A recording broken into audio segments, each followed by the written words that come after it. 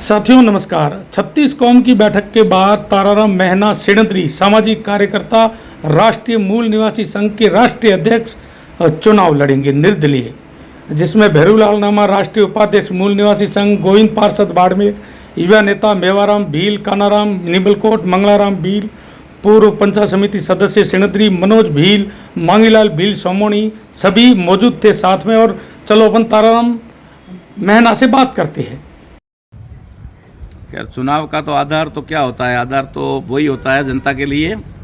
लेकिन हमारा कोई चुनाव लड़ने का इरादा नहीं था। मैंने मेरे जीवन में पूरा सामाजिक काम ही किया है और आगे भी मेरा सामाजिक काम करने का ही जो है मेरी रुचि है। लेकिन अभी हमने एक अभियान चलाया था, मताधिकार जागरूकता अभियान, जिसमें मतदाताओं को यानी वोटर्स को अपने वोट के प्रति जागृत करने और उसकी अहमियत बताने के लिए हमने एक कार्यक्रम चलाया था। तो वो 4 महीने से हमारा कार्यक्रम चला, दिसंबर, जनवरी, फरवरी और मार्च अब एंड हो रहा है।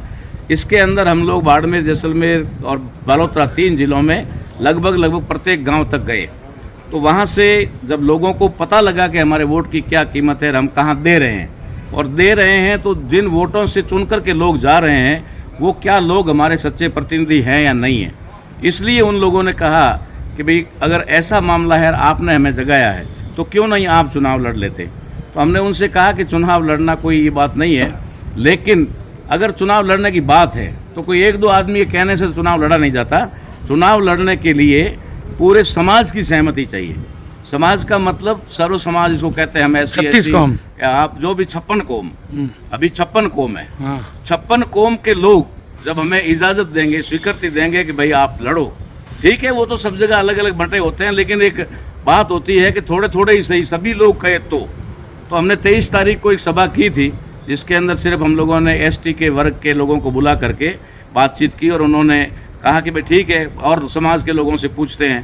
तो अभी 29 तारीख को हमारा परसों बाड़मेर मुख्यालय पर एक जनसभा का आयोजन है।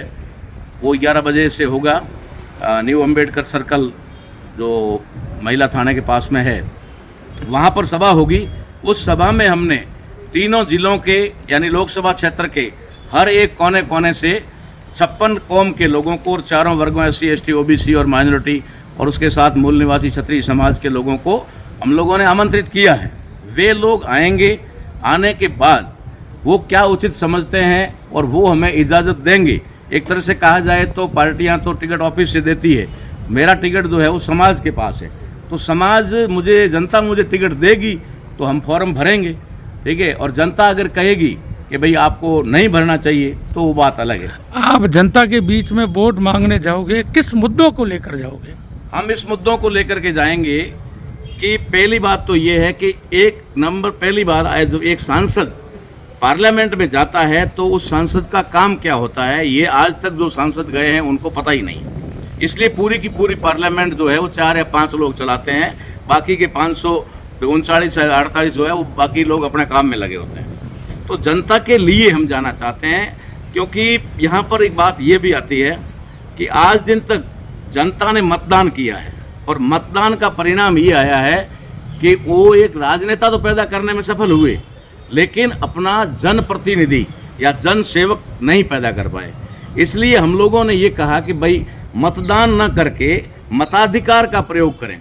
मताधिकार का प्रयोग करने से आपका जनसेवक पैदा होगा, आपका जनप्रतिनिधि पैदा होगा। जो सच्चा जनप्रतिनिधि आपका पार्लियामेंट में जाएगा तो वो आपके हक और अधिकारों की बात करेगा।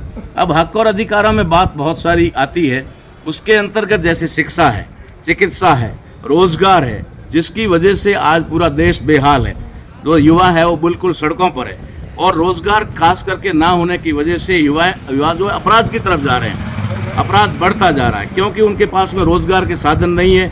जीवन की जीने के लिए तो आवश्यकताएं तो बहुत है, लेकिन उनके पास में उसका उपार्जन का जो साधन नहीं है, उसकी वजह से वे अपराध करते हैं। तो ये अपराध होने की वजह जो है वो है बेरोजगारी। तो शिक्षा, चिकित्सा और रोजगार ये भारतीय संविधान के मुताबिक हमारी पहली प्रायोरिटी है, जो हमें मिलनी चाहिए, वो नहीं मिल पा रही है। तो इसलिए नहीं मिल पा रही है कि जो भी मतदान की वजह से जो प्रतिनिधि नहीं है और जो राजनेता चुन करके पार्लियामेंट में जाते हैं, वे 5 साल तक न तो पार्लियामेंट में बोलते हैं और न ही पब्लिक के बीच में आके उनका दुख समझते हैं। वे 5 साल पता नहीं कहाँ गायब रहते हैं। 5 साल के बाद में चुनाव के समय में आ जाते हैं वोट मांगने के लिए। हम लोग चाहते हैं कि जनता का जो दुख दर्द है उसके साथ हमेशा बने रहें, हमेशा जनता के बीच में रहें, और जो समाज का सच्चा दुख दर्द है वो पार्लियामेंट में उठाएं और पार्लियामेंट में उस बात को मनवाएं कि इस प्रकार से लोगों की समस्याओं का समाधान हो सकता है। ये उद्देश्य लेकर के हम चल रहे हैं। ठीक है, आम आदमी की आम ज़रूरतें रहती है, लेकिन हम ये जानना और कहना चाहते हैं कि इस देश के अंदर अनाज फ्री में दिया जा सकता है और दे रहे हैं, और गारंटी भी ले रहे हैं कि हम किसी को भूखा नहीं सोने देंगे। लेकिन क्या उन्होंने कभी ये गारंटी दी कि हम प्रत्येक व्यक्ति को, प्रत्येक युवा को रोज़गार दे देंगे? अगर आप रोज़गार दे दोगे तो ना तो आपको आवास देने की ज़रूरत है, ना ही आपको कोई शौचालय देने की ज़रूरत है, ना ही आपको कोई 5 किलो गेहूँ देने की ज़रूरत है, ना ही कोई आपको फ्री का राशन या फिर वो देने की ज़रूरत है। आप लोगों को रोज़गार दे दो, लेकिन रोज़गार वो देना नहीं चाहते, शिक्षा वो देना नहीं चाहते। चिकित्सा का हालात ये है कि देश के अंदर लोग इलाज करवाने के लिए जाते हैं तो आज की तारीख में ज़मीन बिके बिना इलाज संभव नहीं है। आज अगर हॉस्पिटलों में, सरकारी हॉस्पिटलों में जाएं तो ठीक है, बुखार का इलाज हो जाएगा, छोटा मोटा हो जाएगा, लेकिन जो बड़े हॉस्पिटल कुछ शहरों में है वहाँ पर भी लोगों को संतुष्टि नहीं है, तो वो प्राइवेट हॉस्पिटलों में जाते हैं, और प्राइवेट हॉस्पिटलों में एक छोटी सी बीमारी के इलाज के लिए भी व्यक्ति को वहाँ अपनी ज़मीन बेचनी पड़ती है। तो इन सारे मुद्दों को लेकर के जो ज़मीन से जुड़े हुए मुद्दे हैं, जो जनता के मुद्दे हैं, जो आम आदमी को जिंदा रहने के लिए चाहिए, वो बातें नहीं हो रही है। हाई लेवल की बातें तो बहुत दूर की है कि हमारा आम नागरिक जो है वो एक ऊंचाई तक पहुंचे, ये तो हो ही नहीं सकता, लेकिन कम से कम आम जो उनको मिलना चाहिए शिक्षा, चिकित्सा, रोजगार, वो तो मिले, वो भी नहीं मिल पा रहा है। ठीक है सर।